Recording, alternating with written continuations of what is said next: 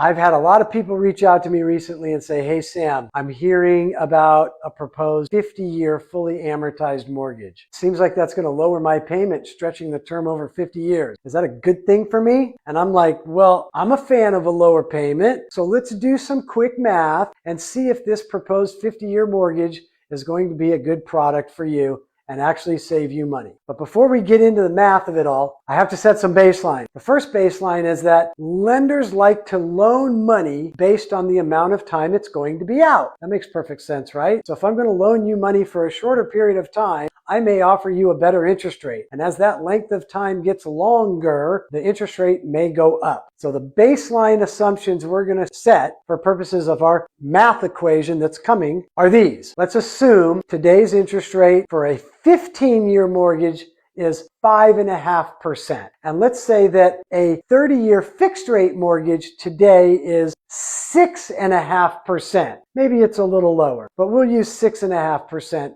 for our example. And this 50-year mortgage is going to come at a higher interest rate.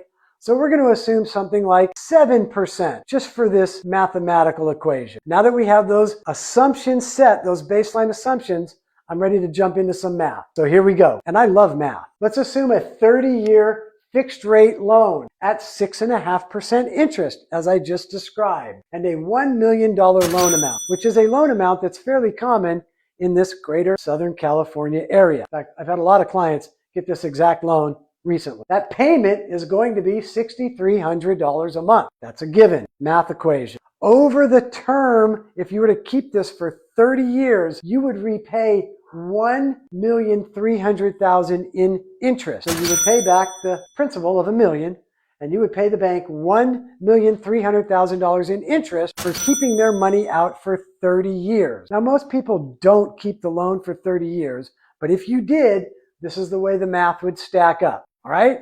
Now let's compare that to a 50-year mortgage